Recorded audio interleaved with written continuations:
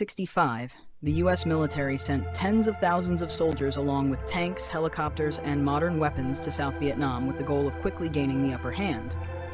Among them were 10 divisions considered to be the most elite and experienced, having fought in many major battlefields around the world. The U.S. believed that technological superiority, strong firepower, and mobility would help them control the war. However, upon setting foot in the S-shaped land, all calculations gradually changed. The dense jungles, swamps, harsh climate, and the flexible tactics of the Vietnamese forces often put U.S. units at a disadvantage. Extended marches, psychological pressure, disease, and surprise attacks caused many plans to fail to achieve their intended results. The war showed that military strength does not always determine the outcome. Faced with the independence, perseverance, and adaptability of the Vietnamese people, many U.S. divisions were forced into a defensive position and gradually withdrew, leaving behind deep lessons about the limitations of military force. Among the 10 U.S. divisions sent to Vietnam, the 1st Infantry Division, known as Big Red 1, was considered one of the most veteran and prestigious units.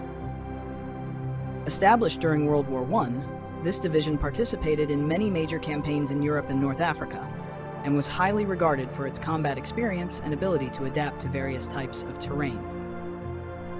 When it arrived in Vietnam in 1965, Big Red 1 was assigned to operate mainly in the northwest of Saigon, an area with dense forests, swamps, and bases of the liberation forces.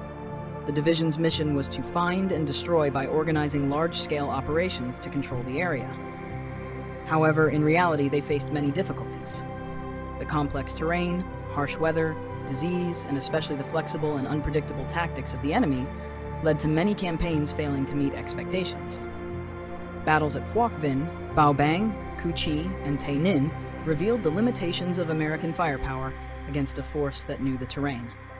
After nearly 5 years of presence in April 1970, the 1st Infantry Division was forced to withdraw from Vietnam, marking the end of a period of combat full of losses and leaving many lessons about modern warfare. The 25th Infantry Division, Tropical Lightning.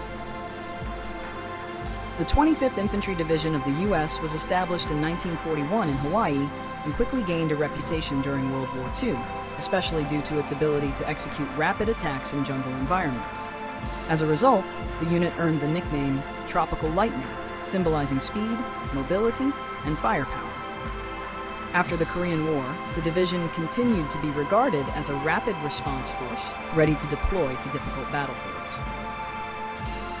When it arrived in Vietnam at the end of 1965, the 25th Division was assigned to operate in the Tay Ninh Cu Chi area, which was known for its village systems, dense forests, and complex tunnel networks. Their mission was to control the area, conduct sweeps, and protect strategic routes. However, right there, the technological advantage of Tropical Lightning began to face its limits. The fragmented terrain, dense network of tunnels, and flexible combat tactics made many operations extended but ultimately ineffective. Many campaigns in Dong Du, Trang Bang, and Tay Ninh showed that despite having helicopters, armored vehicles, and modern artillery, the division was unable to fully control the area. After several years of combat and heavy losses, in April 1971, the 25th Division withdrew from the south, closing a long period of facing a battlefield unlike any previous experience. The 1st Cavalry Division of the U.S. Army initially began as a traditional cavalry unit using horses in combat. After several reorganizations, the unit gradually transitioned to mechanization, and by the Vietnam War, it had become the air cavalry, moving primarily by helicopter.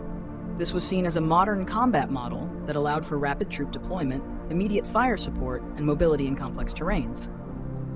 In September 1965, the 1st Air Cavalry Division was deployed to Vietnam, establishing a base in An Khe and expanding its operations to the Central Highlands, Binh Dinh, Tri Thien, and several other key areas. With hundreds of helicopters, the division played a role in rapid attacks, deep penetration, and supporting ground units. However, the Vietnam battlefield did not unfold as initially planned. The dense, mountainous terrain, erratic weather, and the flexible tactics of the enemy often put helicopter drops in a vulnerable position. Some large-scale operations exposed the limitations of relying too heavily on air mobility, especially when the enemy knew the terrain and could disperse their forces effectively. Throughout their presence, the 1st Air Cavalry Division had to constantly adapt, change tactics, and face enormous psychological and organizational pressures. Their experiences in Vietnam became an important lesson for the U.S. military on the use of air mobility in modern warfare. The 1st and 3rd Marine Divisions, elite forces facing significant challenges. In the U.S. military system, Marine divisions were always considered elite, mobile forces with extensive experience in various wars. Before arriving in Vietnam, the 1st and 3rd Marine Divisions had already participated in World War II and the Korean War, where they were highly regarded for their amphibious landing and combat organization under difficult conditions. Upon deployment to Vietnam, the 1st Marine Division landed in central Vietnam, operating primarily in Quang Nam, Quang Tin, and Quang Ngai. Their mission was to secure key areas, launch operations to control security, and support Allied forces. However, the narrow mountainous terrain, harsh climate, and extended battles caused the unit to face many challenges related to logistics, health, and morale. After several years of combat, the division gradually withdrew from Vietnam in the early 1970s. Meanwhile, the 3rd Marine Division was responsible for the area near the 17th parallel, close to the demilitarized zone. This was one of the most tense regions, constantly under pressure from large-scale battles. The long-term presence in difficult conditions, continuous vigilance, and movement across complicated terrain caused the division to suffer significant losses and challenges in combat organization. By the end of 1969, the unit gradually withdrew from the base outside Vietnam. The experiences of both divisions showed that, despite possessing modern equipment and battle experience, controlling a vast, complex battlefield full of unpredictability was not easy, and highlighted many limitations of modern warfare.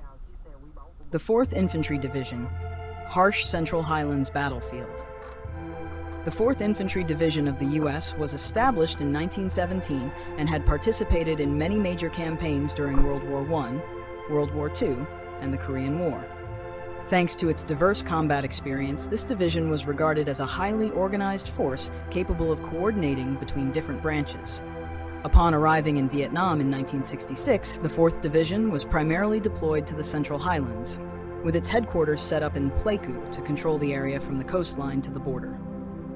This was a rugged and dangerous region, with constantly changing elevations, difficult roads, and harsh weather conditions, all of which created great pressure on mobility, resupply, and organizing operations. The division's primary mission was to protect strategic routes, prevent enemy forces from crossing the border, and support Allied forces. However, the complex terrain and flexible tactics of the enemy led to many extended campaigns, with results that did not meet expectations. Several major battles revealed the limitations of relying too heavily on firepower when the enemy knew the terrain and could hide effectively. After more than 4 years of operations, the 4th Division gradually reduced its activities and withdrew in 1970. Their time in the Central Highlands became one of the most challenging periods of their presence, leaving behind many lessons about fighting in a jungle and mountainous environment. The 9th Infantry Division, challenging riverine warfare. The 9th Infantry Division of the U.S. was re-established during World War II and made a mark in European combat. With its good combat experience, this unit was recognized as a force capable of mobility and flexible coordination between branches. When it arrived in Vietnam in early 1967, the 9th Division was given a very special mission: to fight in the Mekong Delta. This area was crisscrossed with canals and swamps, and was completely different from the battlefields they were familiar with. To adapt, the division cooperated with the U.S. Navy to form a riverine force, using boats and small vessels combined with ground troops. However, the continuous movement in wet environments, unpredictable terrain, and harsh weather conditions put soldiers under heavy pressure regarding health, logistics, and morale.